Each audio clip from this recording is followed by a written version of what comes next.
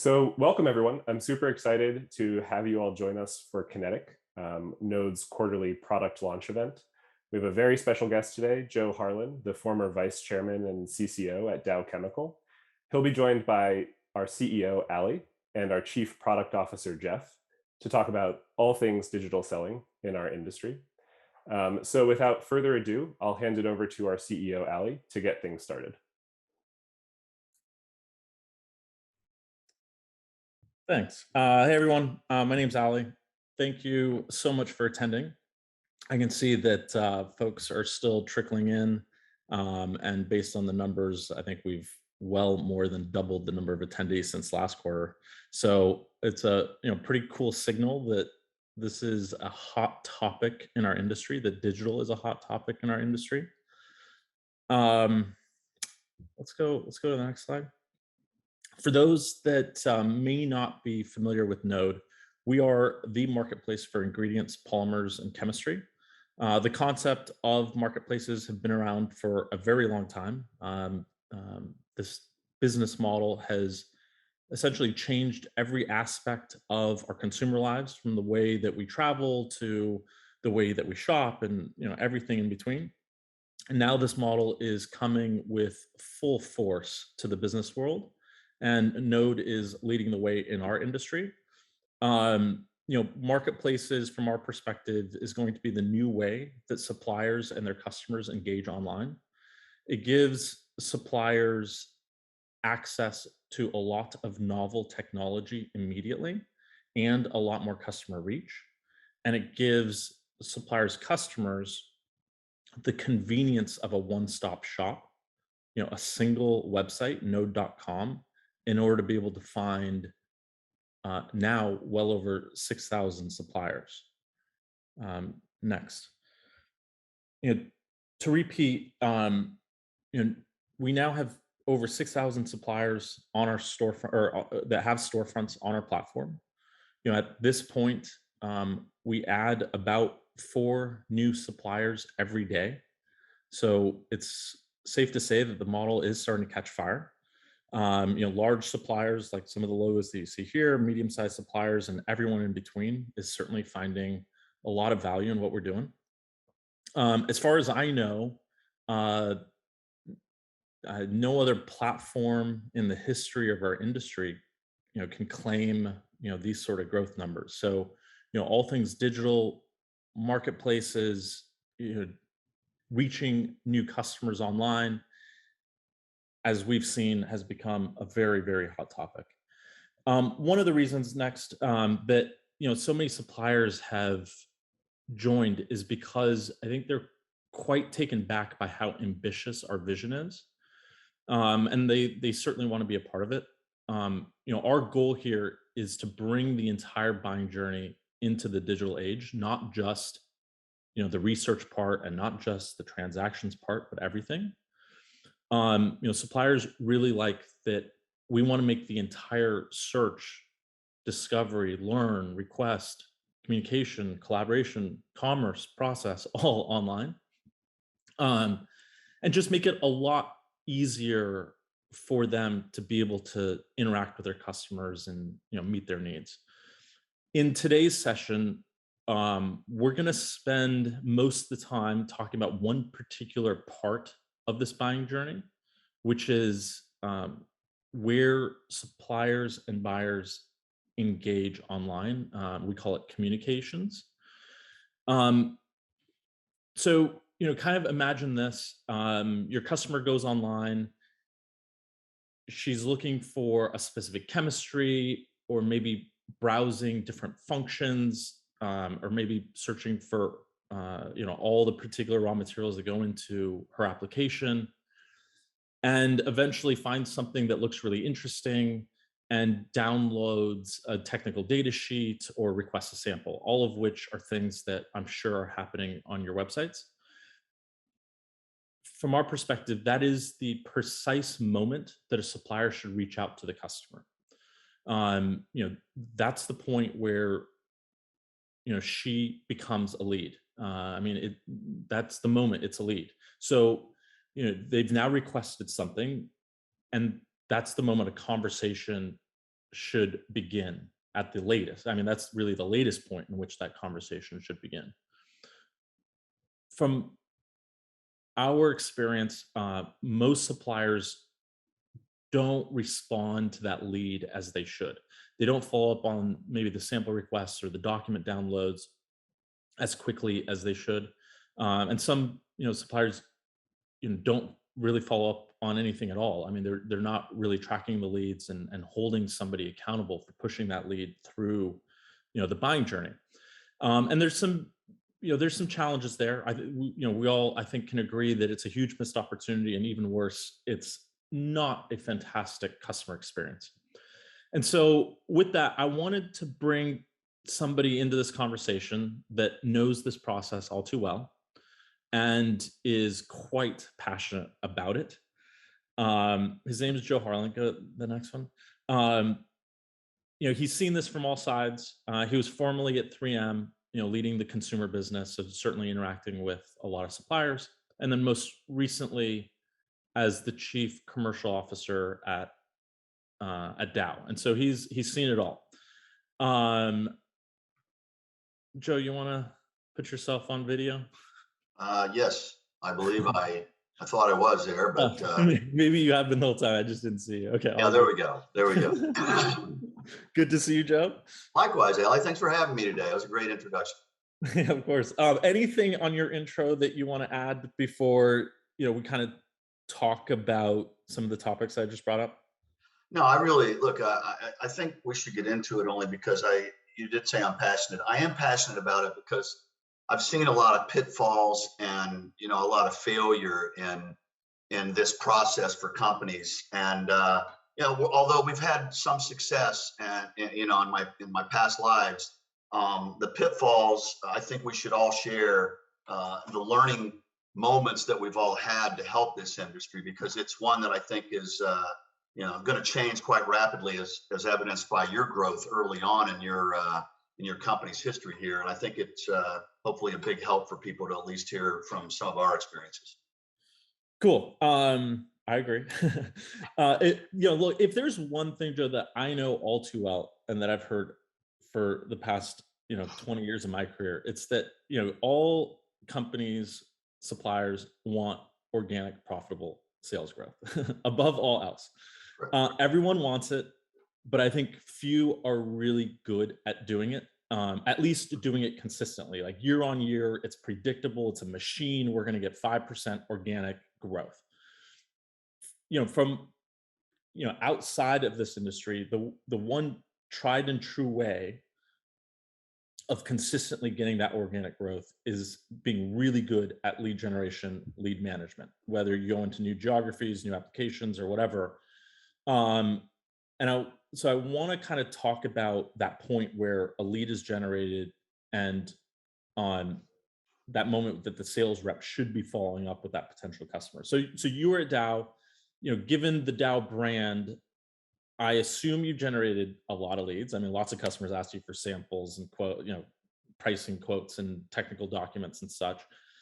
But actually, just to confirm, was your challenge generating leads, or what to do with the leads after they were generated? Really, it was about, look, we get the leads. Look, every company's different, by the way, so I won't speak for any particular company, but I've seen many through a variety of interactions.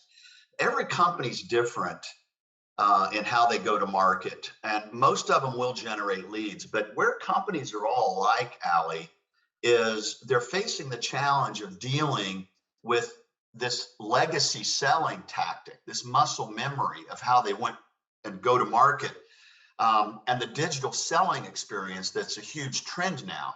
So you're right. Every company wants to grow, and hopefully greater than GDP. If you look at the industry, in a legacy term, they grow at GDP. That's because they're focused on their existing business, et cetera. But the challenge, in understanding the change in the skill sets to be successful in this new digital marketplace is really misunderstood. And it does go back to that legacy and culture. So to answer your question, most companies generate leads. They generate leads through trade shows, customer events, certain type of job fairs, for example. Customer service even gets a call now and then on a lead. Even in the e-channel, a lot of them will have an e-channel, and they'll get their leads. But the question is, what do they do with the leads? And I'd like to tell you that companies find out that their follow-up process is broken, Allie, but the fact is, in most cases, and they will admit it, and you've heard this, there really isn't a process. And the process should be to follow up on those leads quickly. I mean, very, very fast. You have to treat these leads like gold. I'll give you all my old sayings, but all big customers started out as small customers, right? So many times it's too small, or I've got a larger quantity to work on, or a bigger customer to take care of.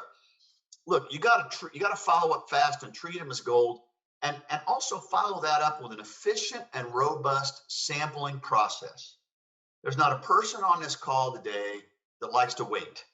I don't like to wait. You don't like to wait especially when you're working, trying to generate, numbers. And there's just a terrible process of fulfilling these samples in a quick and efficient manner, and people don't want to wait. And finally, the only way to enable it is to make sure that there's an adequate, hopefully superior digital platform that tracks the leads through follow-up and either a transaction on a positive basis or an expiration. So obviously, they all don't go through, but we got plenty of leads to work on, and the fact was we just didn't follow up. And I think that's probably the biggest failure for a variety of reasons. One of the reasons I love bringing Joe into some of these discussions is because he doesn't mince words. I mean, you're so matter of fact that I appreciate that a lot. Okay, so why do you think this industry hasn't invested more in these processes?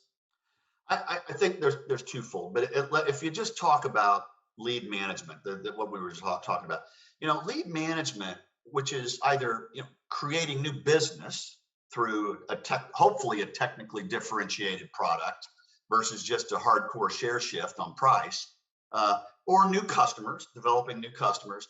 It hasn't been a core competency, and maybe that's too harsh of a word, but I'm going to call it. Maybe let's do it a different way. It hasn't been a core priority, right? Mm. And let me talk about these companies. Your line card, I call it your line card, that chart you showed, which is phenomenal. Which if you ever have an opening, by the way, and the key customer rep for Heineken, I'm available. But the main priorities of these companies, and they're good companies, but it's the design and the engineering and the construction and the operation of very complicated chemicals and materials plants. That's what they do. And another onus on them, of course, because they are very complicated, is their EHS and their safety processes. And by the way, these folks design, engineer, construct, and operate these facilities better than any other industry. I put them up against anybody, as evidenced by the fact that their safety and EHS records are second to none. Look at any industry. So that is their main priorities. And frankly, in addition, let's be candid here, publicly traded companies, especially, although they're not unique in this manner, they're under pressure. They're trying to meet a quarter. They're trying to meet their operating plan. And look, everybody knows what I'm talking about here in a publicly traded company, but private equity also, in many cases, there are many non-customer facing initiatives and requests that take up time that will focus the organization more internally versus externally. So frankly, they simply don't prioritize the lead management process. And I'll throw in most of the time the commercial process. And in most cases, because they don't have the time or they don't have the tools. And so, therefore, most companies are, I'm gonna use this term, and I hope it doesn't offend many people, but it is true. They are paralyzed in their incumbency. They're trapped in their incumbency. They've got existing customers. They're protecting their core from their competition. They're managing distributors on a day-to-day basis. And on their front lines and even their back lines, they're fighting fires. So if you're talking about customer service, they're looking at order discrepancies, they're looking at complaints, pricing issues, logistics issues, the supply chain issues that we all deal with every day. So it's an easy trap to fall into, not to focus on not only lead follow-up, but commercial in general. What we need these folks to do is free up their time to follow up on the leads, spend time with R&D, connecting their customers on a bench-to-bench basis, I call it. So technologist to technologist to find that new innovation. Remember, folks, all new products that are technically differentiated with the proper marketing and product positioning are higher margin. And therefore, they are paying for themselves, and you will attrit your margins up. And that's very important in meeting those quarterly targets, those income targets, that everybody has to live with. But then you said it in your introduction, Ali, and that is we need to provide metric systems so that there is accountability to do so. And therefore, the whole aspect of this intersection of legacy versus digital selling, solution is the digital technology in these new worlds for a variety of reasons. So again, having those CRMs, connected with an order to cash MRP system, but you have to use them. And there's many companies, there's many companies that either have exceptions, and by the way, you'll find exceptions are the rule, so they find a reason that it's just too much of a pain to use these integrated systems. But digital is the future. That's why Amazon is so big. Salesforce, that's why Salesforce.com is so big. They are providing that enablement to go digital. And so most companies are just not equipped for it, Ali. It's a rapid digital change. So it's the priorities, it's the skill sets, and it's the tools. And in many cases, frankly, and look, it's hard to change. I don't have an answer, but it's the cultural, the culture that's woven in the fabric of the entity that many times prevents the acceptance of some of these tools. I remember, Joe, 5 years ago, 10 years ago, I would get into debates with certain industry leaders where they would profess to me that their customers were not spending too much time online, and that their field sales rep, the one field sales rep that's dedicated to all of GM or whatever, has got it covered. And I think we can both agree that field sales and the more, what you call it, legacy, won't go anywhere, but I think it will change over time. Knowing kind of what's happened to the world for the last couple of years, I don't think anybody will profess to us anymore that customers aren't spending time online. Yes, they are. It's a fact. It's just a fact now. Yes, they are. And so knowing what do you think Chemco is going to start to sort of accelerate their spend on tech in order to meet kind of these new needs?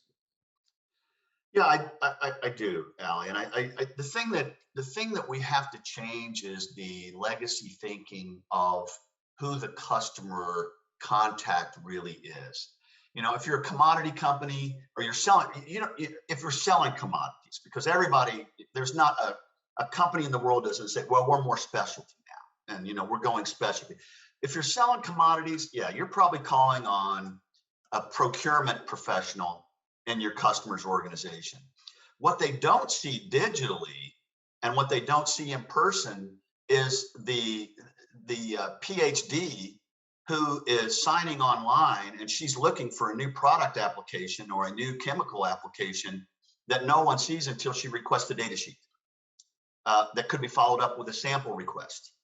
And if no one's watching that, Ali, yes, they need to spend more money. And now you're right, the suppliers have now seen that it's not just the traditional customer contact. So I do believe, to answer your question, suppliers will invest more. They better, because I do believe that, and they should, because they'll lag the trend that's going on.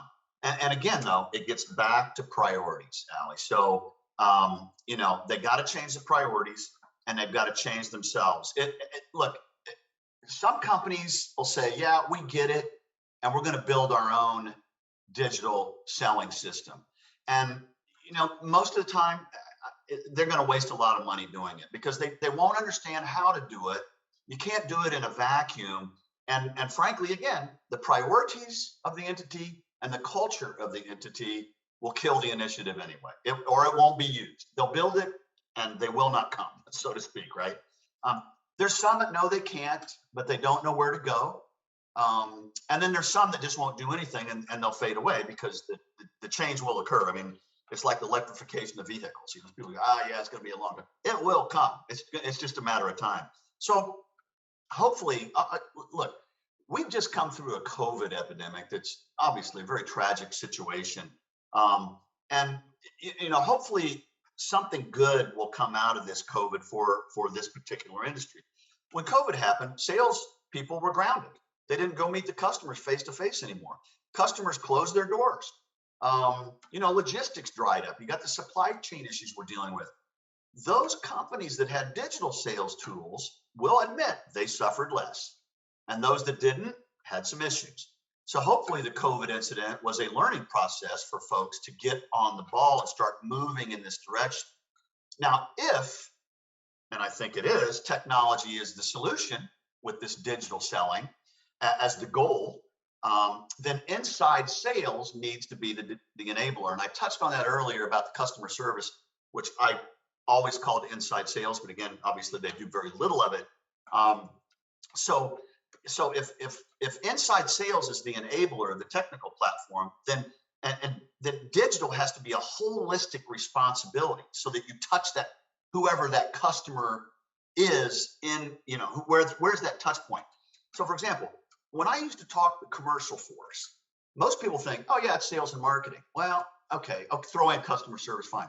I always threw in R&D, I threw in tech service, and I threw in inside sales because I wanted to accentuate the inside sales portion of customer service. Okay, yeah, because customer service, again, as I said, it's a catch-all phrase that includes inside sales. But you know, these guys, most people say they do inside sales, but then you'll say, well, do they sell? Very little. They're fighting fires.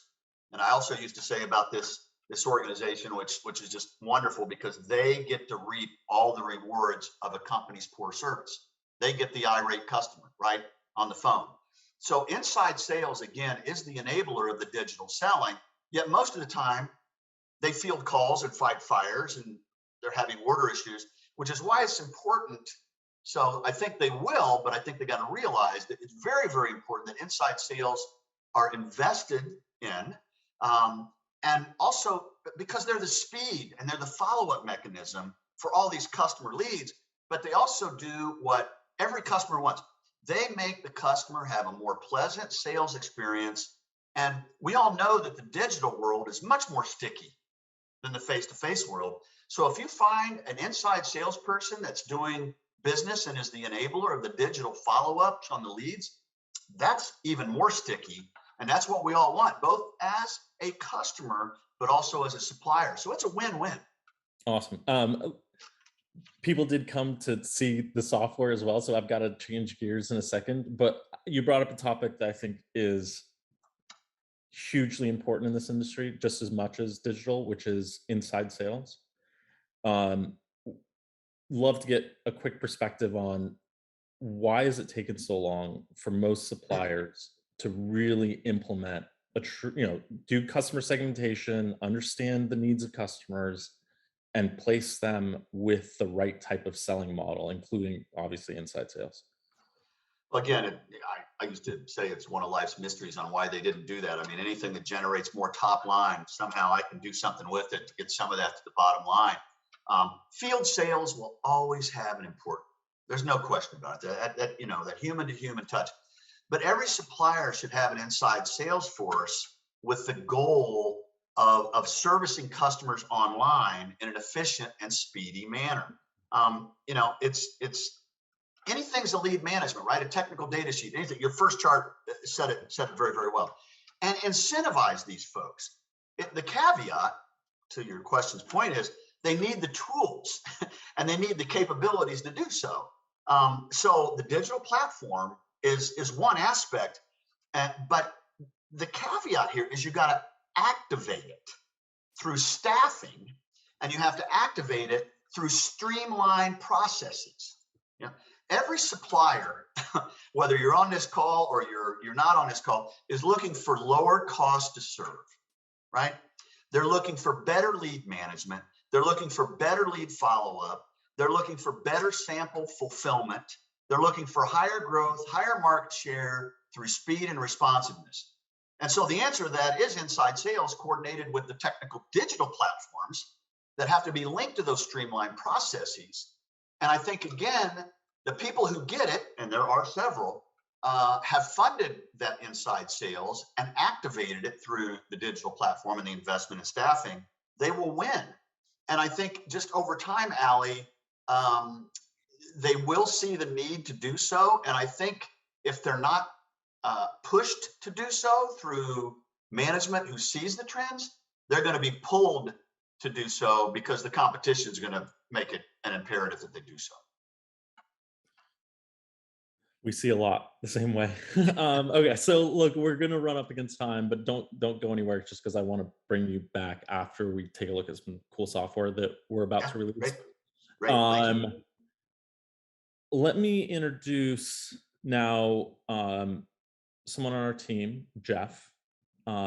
He is our Chief Product Officer, which means that he's responsible for the design and features of our platform. And just to kind of bring this conversation home, he's going to walk through how we are starting to see digital selling being adopted in this industry. I'll go off camera, Jeff, and you can take over. That sounds great. Thanks, everybody. Super glad that you're all here and that I get a chance to show you some of the cool stuff that we're building at Node in support of digital selling. And the way that I'll frame this up is I'll start by introducing a couple of people. I'll talk about Steve Beyer. He's a formulator at 3M, and he's working on a project. He's working on formulating a concentrated cleaning solution for boiler systems. And he and his team know that, that having a non-ionic surfactants works best in their formulations. And because he's going to sell this product as a concentrate, he wants to find products that have 95% to 100% active. And his marketing team has told him that he needs to make sure that we can claim that the product is biodegradable. So Steve has a mission. He's on a mission to try to find products out in the world that allow him to create this concentrated suite of cleaning ingredients. Christine Seller is a representative at Dow. She is a salesperson in HI&I. And what I'm going to show you is how these two roles connect and how the Node digital selling platform allows them to have really meaningful conversations. So we'll start at the heart of Node, which is our search system. Imagine that Steve is logged in and he's looking at the Node search, and he goes to our technologies menu and he scrolls down to the cleaning ingredients. And with a couple of clicks, he's able to see all the cleaning ingredients that are available at Node. He can scroll through this list and start his analysis process. But what he chooses to do is focus his search. He's looking at soaps and surfactants. So he clicks on that filter. And the next he clicks on non-ionic surfactants. And so now he's narrowed his list down from several thousand to a few hundred products. But that's not enough. He really wants to make sure that the products that he's looking at are all 95% to 100% active. And so he uses one of our range filters to dial in that search. And in addition, he wants to find labeling claims that are biodegradable. And so now he's got a reasonable set of products that meet all of his criteria. And he can start the process of simple comparative analysis. You can see that there's products there from Stepan. He can see that DeForest has some products, and of course Dow has some products. He's very interested in these, and so he expands the cards and he does a little bit of side-by-side comparative analysis. He starts reading, and he notices that this product, Turgitol L64, is exceptional in high temperature foam control, which is a capability that interests him. So he decides to click on that product and go to the product page. Now, the product pages on Node are a wealth of information. What we've basically done is unpacked all the information from a technical data sheet and put it right on the page. And we augment that with additional information that we glean from user behavior and user feedback. So this page is alive, it's constantly learning. And Steve can spend some time reading about all the various details. He can look at the various applications and uses. If he wants to, he can drive straight to the physical properties and start asking himself some questions about whether this product is useful for his application. But he has another question that he hasn't been able to find the answer to, which is this product stable in acids and salts? Because ultimately his cleaning ingredient is going to go into boilers. And so he notices down here that there are some experts from Dow available to him. He clicks on that link and he sees that there are 3 experts available, and he decides to choose Christine, our seller, who is a specialist in HI and eye care. So he clicks on Christine and he asks Christine a question, very simple question. Is L64 stable in the presence of acids and salts? Well, before he can continue and send that question, because of our security and privacy, we ask him to log in to Node. And that way we can identify him. We can have him get a personal code that's sent to his email address at his 3M email account. He types in that personal code and creates a password. And now that he's logged into the system and authenticated, Christine can join the conversation.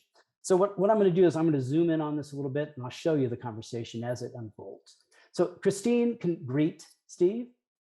And one of the things that we hear quite frequently from suppliers is how often they encounter customers that don't actually know the product that they want to purchase. What they know, of course, is the problem that they're trying to solve. And so one of the ways that Christine engages with Steve is to start asking him some leading questions. In this case, she says, if you can tell me what you're trying to formulate, I might be able to help you with the best solution that Dow has. And of course, Steve says, well, I'm formulating a non or low VOC cleaner concentrate, and the stability of acids and salts is critical to his application. So she says, well, okay, because Christine has some technical knowledge, she knows that there might be another product in the Turgitol line that better suits Steve's needs. And in this case, she recommends 15S9 because it's stable in acids and salts. She sends him a quick link to view that page, and she gives him a little bit more additional information. She notices that it has a lower surface tension, and that would probably make it more likely to be suitable for boiler systems. And it also has a very similar environmental profile as L64, which is why Steve was interested in L64 in the first place. So suddenly Steve has gotten the kind of answers that he needs to move his search forward and continue his qualification process. So that gives you a sense of one day in the life of Steve. But as we know, these transactions take time and they occur over multiple days and sometimes weeks. So let's imagine that time has elapsed and maybe it's a week later and Steve is still researching. He's looking for products that will solve his need. And he finds himself on the Dow website. And he's looking at the product that Christine recommended, Turgitol 15S9. And he has another question. And so what does he do? Well, he notices that experts are also available on Dow's website. So he clicks, he asks a question. And again, he's requested to sign in with his account, which he does. And now that he's engaged with our live conversations chat application running on Dow's website, he can see his history of the previous conversation that he had with Christine. And lo and behold, Christine joins the conversation again. So we'll zoom in on this one more time. Christine can greet him. And because Christine knows Steve, she's tracking him as a lead and moving him through the funnel. She recognizes that he's somebody that she's talked to before, and she lets him know or asks him whether he's still working on that same project that he talked to her about last week. And she says that she's been thinking about him, and she has yet another product that she can recommend, Turgitol 15S7. She gives him a link to that product, and she mentions that it has a slightly lower HLB value, which might make it work even better for his application. So she's showing that she cares about Steve, she cares about his goal, and she's trying to help him towards making a purchase decision. Steve, of course, is very impressed with this. Yes, he confirms that he's still scouting for solutions. He's looking at the new products, and he wants to know whether he can order a sample of both of them so that he can run a test up in his lab. Christine can send him instantly a link that allows him to create a sample request right from this chat application. So Steve clicks on it. He fills out a very simple form that tells the system how much a volume he is expected to purchase and when his purchase date is. We ask him for some data about his delivery location, and eventually the sample request is sent and is received by Christine, who can acknowledge it real time and let him know that she's going to work on that sample immediately, and asks if he needs any help. And of course, Steve says no. Now he just needs to get the samples and he needs to continue his evaluation process. Okay, so I've just thrown a lot at you, right? A lot of conversations back and forth, these live conversations that are happening. One of the questions that you might be wondering is how is Christine, the seller, doing this all at scale? And the way that she's doing this is through some of the software that Node is creating. This is part of our digital selling platform. And here in this command center that we've created for Christine, she can see all the customer conversations that she's having. Some of those conversations are real time. Many of those conversations are async. She can see here that she's talking to Steve Byer.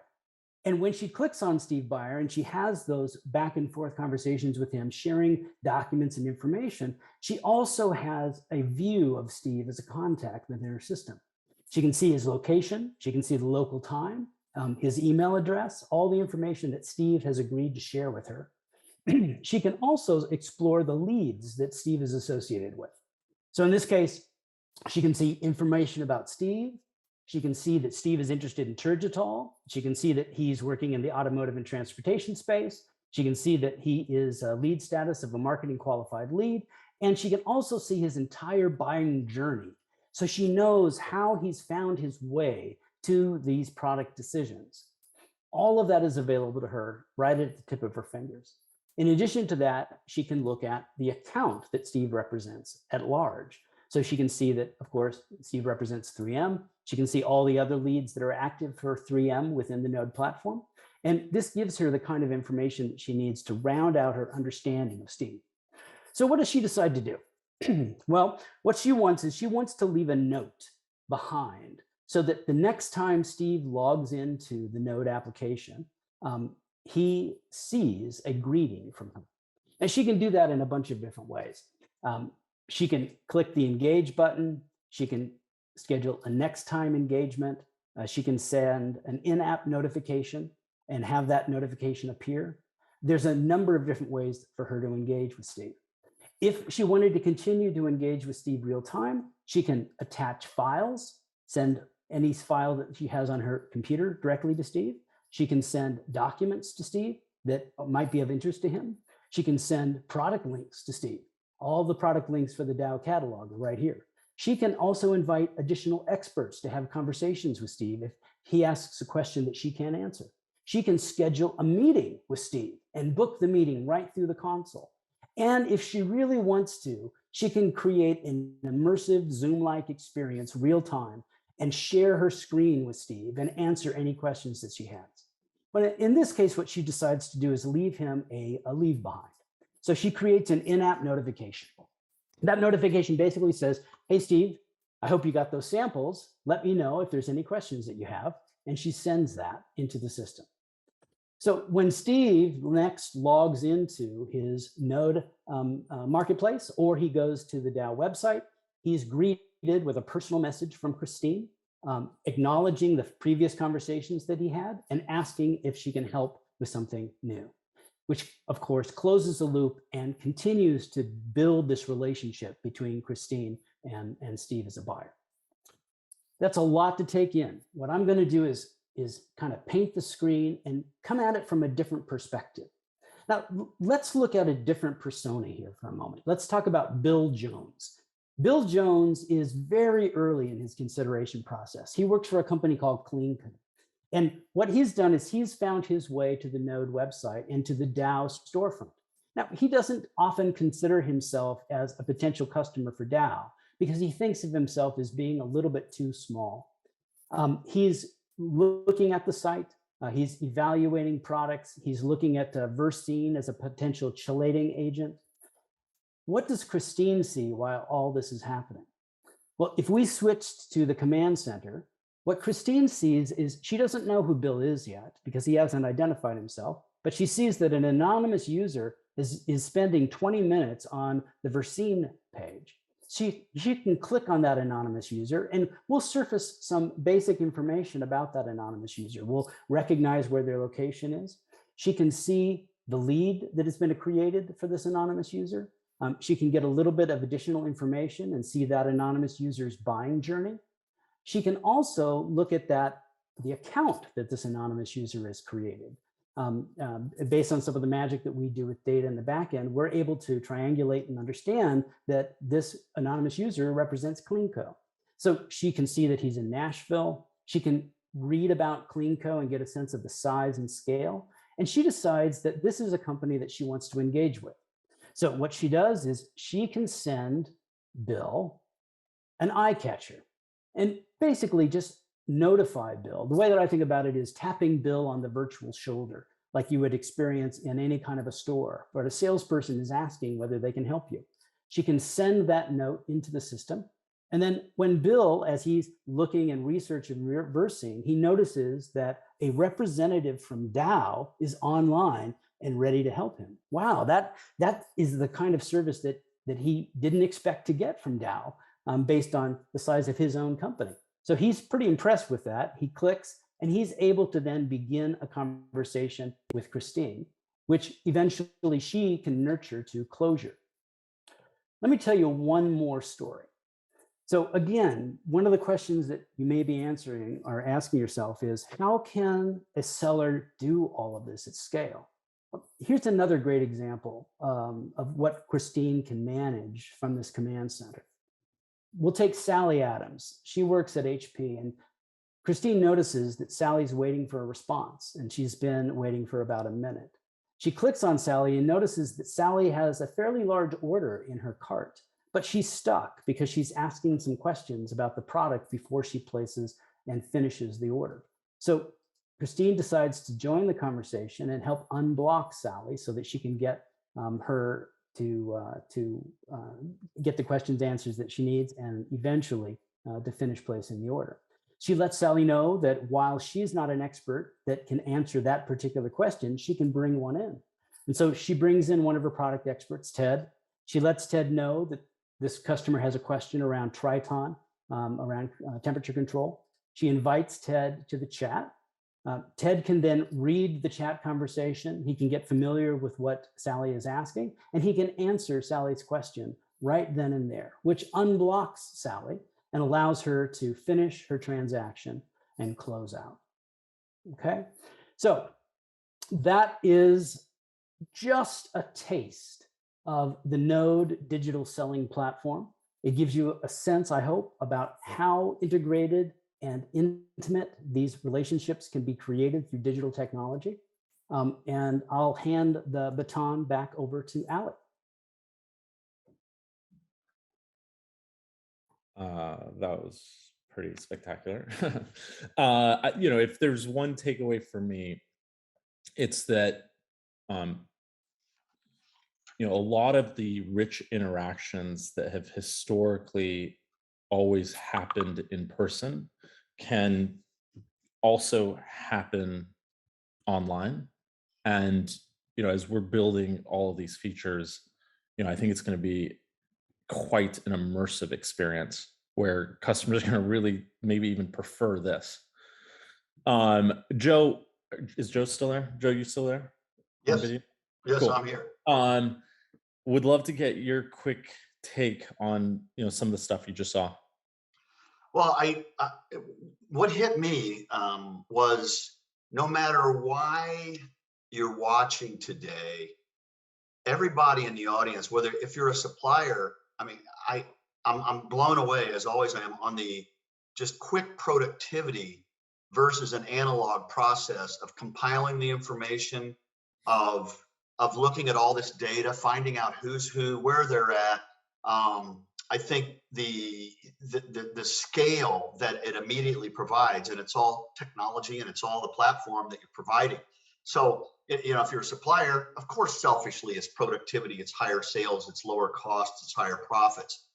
But the speed and the effectiveness of it the data integration for one, and the customer intimacy and the sales experience also on the other side is just astounding. I love your example of the rapid integration of the SMEs. You know, to pull in subject matter experts when somebody's waiting online, figuring out what they want to do, and that's the power of the inside selling. That's what it's all about. Having those people unencumbered by all this other stuff that they do on a day-to-day basis, but focusing on the customer. And the worst thing that can happen here, you don't get a sale, but you still get goodwill with that experience. So very impressive, Jeff. And it's great to have those two folks help us with this explanation. And I know what they go through every day, and because I've worked with both of those companies, but very, very impressive. And so again, no matter why you're on today, I hope you take that there's something in this for everybody. And now I'm saying it's a win-win-win, because it really is it's all over the place. So thanks for sharing that, Allie. Awesome. Yeah, Jeff's team is spectacular, and they're, what you just saw is, the tip of the iceberg in terms of where we want to take this. It's going to be pretty special. A few questions came through, and I'm happy to give kind of my perspective, and Joe, you should chime in as well. There's a bunch of questions here, but let me just go through some. So the first one is, how should we be thinking about staffing for digital selling? Here's my thoughts, and Joe, feel free. I think the most important thing is finding the right type of individual. And so not somebody that's reactive, nobody reactive. You want somebody that's proactive, wants to be highly responsive, fast. This is high velocity selling. And from my perspective, most suppliers have the right sort of person in their organization.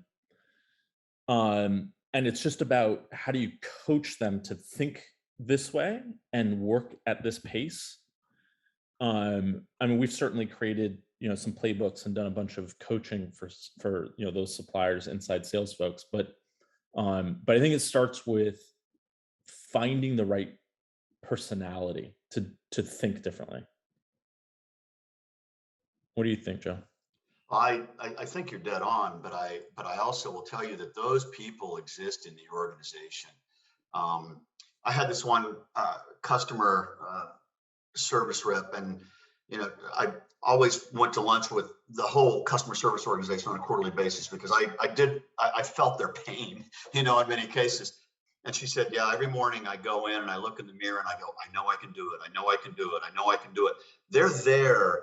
I think the key is to supplement that organization again with the tools and the commitment from the top. It's always tone at the top, that they are in fact very, very important, and provide the integration efforts again to be able to say, wait a minute, let me get somebody and put them on hold for 15 seconds while you get the other SME for that particular product group or that particular chemistry or whatever that may be online. And then frankly, and this goes on to one of my pet peeves maybe, but incentivize these people as well. And it's not hard to find people that are aggressive and want to be incentivized in creating sales. And the fact is, then people get nervous about comp plans and everything. And, I did a Six Sigma study once, and I found out that if my salespeople make more, I can pay them their commission, because I'm going to make much more than what I'm paying in their commission. So, it's a good thing to do. So incentivize them as well, reward the efforts. And I think it's something that if any supplier makes a commitment to do so, Allie, you'll find the right individuals, and they will drive positive results for both the enterprise and the customer. Yep, totally agree. Let's try to hit a couple more questions. Joe, I'll let you take this one. How many customers does a typical inside sales rep or digital seller touch in a day compared to field sales? Maybe you start by just talking about like your experience, like field sales, like how many customer touches a day? I mean, a world-class salesperson with 6 customer, and this is field sales, so it's in person or customer calls. World-class would be 6, and that would be the top. That'd be the P595. You got to throw that out because it just doesn't happen. 3 a day would be great.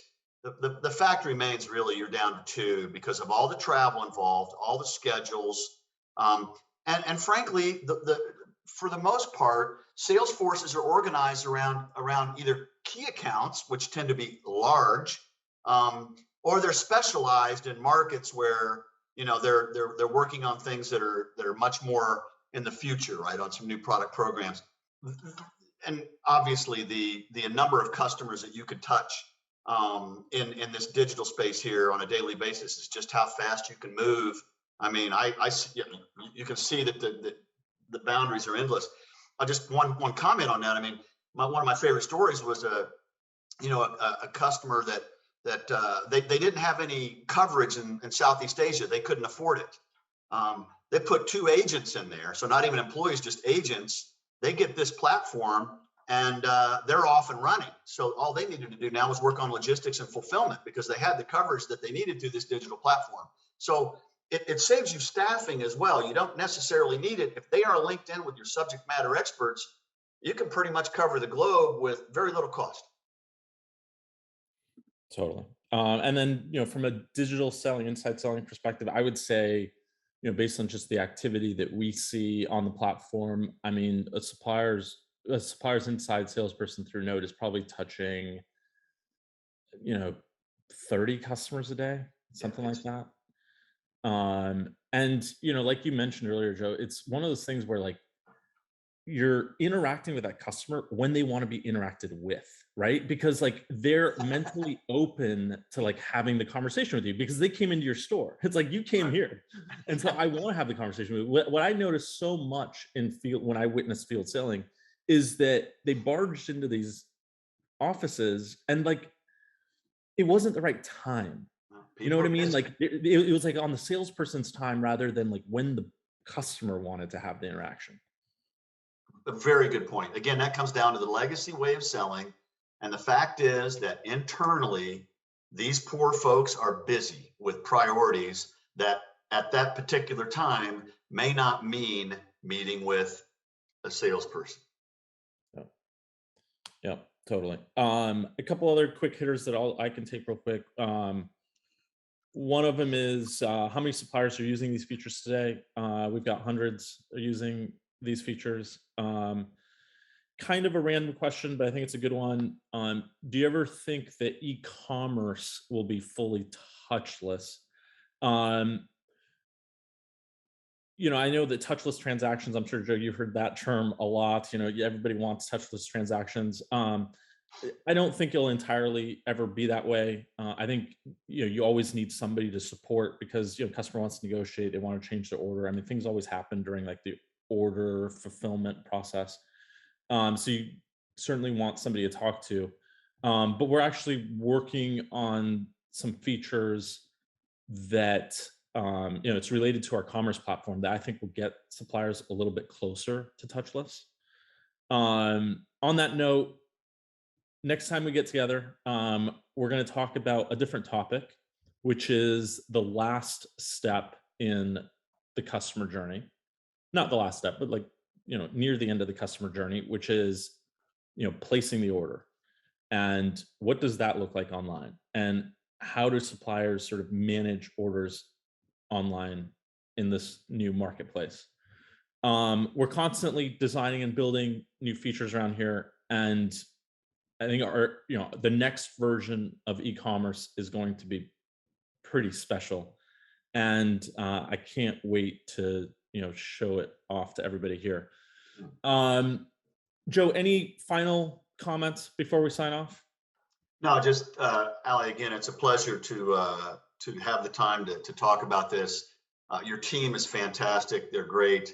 I fully believe you're on the right path to what is this digital trend of online selling. But I hope people got a really good viewpoint of the demo that Jeff showed, which is, this is so much more effective than the old way when utilized correctly and activated. It's also a heck of a lot of fun. I think it makes people's jobs better, easier, and frankly, hopefully more fun for everybody involved. So thanks, that was great. I appreciate it. Thanks for having me. Awesome. Thank you. We see there's a bunch more questions.